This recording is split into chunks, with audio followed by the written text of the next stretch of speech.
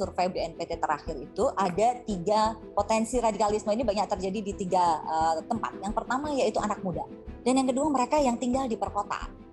Dan ketiga adalah perempuan. Beberapa infiltrasi narasi-narasi radikal yang berkembang yang kemudian menjadi luar biasa di masyarakat ketika masyarakat tidak mampu untuk mengcounter, ketika masyarakat tidak mempunyai pengetahuan atau bekal yang cukup untuk menerima narasi-narasi radikal ini, akan sangat mudah sekali untuk mengubah mindsetnya atau bahkan mengubah ideologinya atau bahkan mengubah dari mencintai negaranya menjadi tidak mencintai negaranya.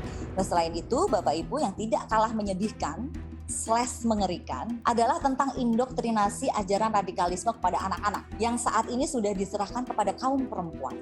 Jadi kaum perempuan ini ditunjuk sebagai ideolog ajaran terorisme karena mereka dianggap memiliki kedekatan dengan anak-anak telaten, kemudian juga dianggap pantang menyerah.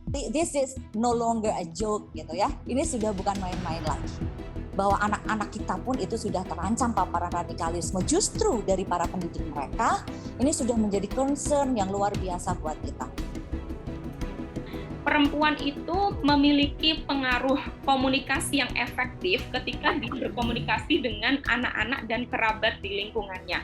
Artinya ada peran-peran substantif gitu ya yang dimainkan oleh perempuan di dalam keluarga. Bagaimana sikap kita ketika kita menghadapi teman yang mungkin pendapatnya yang bukan Islam wasatiyah, yang dia selalu memberikan statement yang memang katakanlah memanaskan suasana.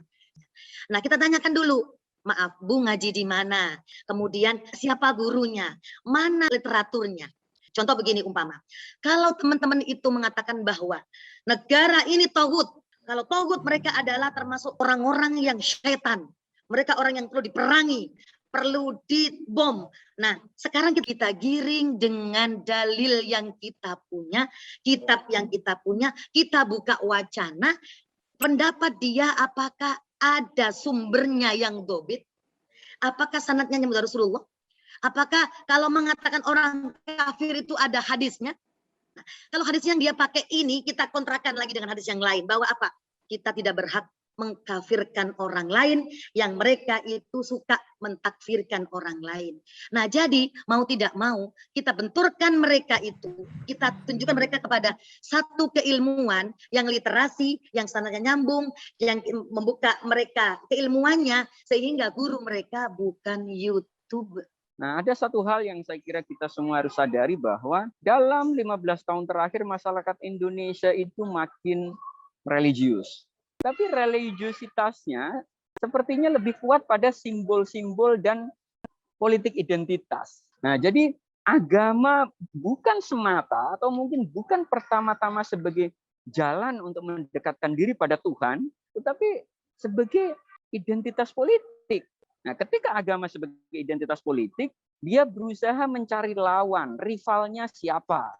Itu yang membuat kemudian muncul konflik yang bernuansa agama. Perempuan itu dianggap memiliki banyak ruang-ruang sosial. Nah, seperti yang ada di sini. Berapa banyak di sini para ibu-ibu yang tergabung di DWP Kementerian Agama.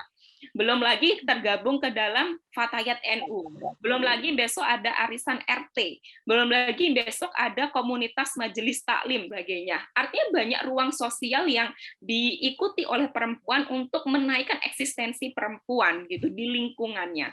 Bahwa kaum perempuan yang dikenal dengan karakter lembut, kemudian penuh kasih sayang, juga bisa berubah menjadi pelaku kekerasan bahkan terorisme, ini pun juga sudah terbukti. Sejak 2015 ada peningkatan yang peran perempuan yang lumayan signifikan dari yang semula pasif sebagai supporting agents saja, namun saat ini dalam aksi teror ini tugas dan peran perempuan ini sangat penting. Mereka bisa sebagai edukator atau sebagai pendidik, kemudian mereka juga sebagai agent of change atau agen perubahan, sebagai campaigner, sebagai pendakwah, fundraiser sebagai pengumpul dana, kemudian juga recruiter atau sebagai perekrut, kemudian juga sebagai logistik arranger, penyedia logistik, kurir, penghubung atau rahasia ya atau mata-mata, bahkan pengikut atau pendamping setia suami sebagai pelaku hingga pengantin atau pelaku bom bunuh diri atau suicide bombers. Isu-isu terkait ekstremisme, non kekerasan, apalagi juga kekerasan, itu korban pertamanya perempuan. Kita bisa cek. Domestikasi perempuan itu isu pertama. Nah, kemudian poligami itu juga isu. Nah, di situ. Jadi ada banyak sekali cara pandang terhadap perempuan dari kalangan-kalangan yang penafsirannya ekstrim ini yang merugikan perempuan. Yang secara umum saya kira di NU tidak diterima, tetapi mungkin tidak cukup banyak suara yang cukup vokal men-challenge narasi ini. Nah, narasi menjadi penting dan nggak cuma kualitas, tapi kuantitas. Kalau kita bicara internet, kualitas aja tidak cukup, tapi juga kuantitas penting karena ada algoritma di sana. Stigma perempuan dia dianggap orang yang lemah, orang yang baik gitu ya. Ini juga dimanfaatkan oleh kelompok-kelompok ekstrim ya.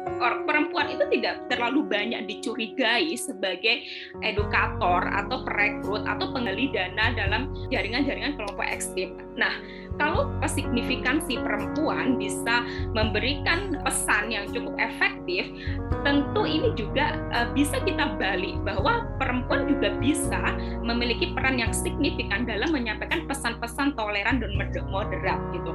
Artinya kalau perempuan memiliki ruang sosial yang banyak, kalau di kelompok ekstrem dia bisa menyebarkan konten-konten yang ekstrim, tentu di dalam kelompok-kelompok moderat perempuan juga bisa menyebar konten-konten yang moderat juga gitu. Artinya ada kontra yang bisa kita balik.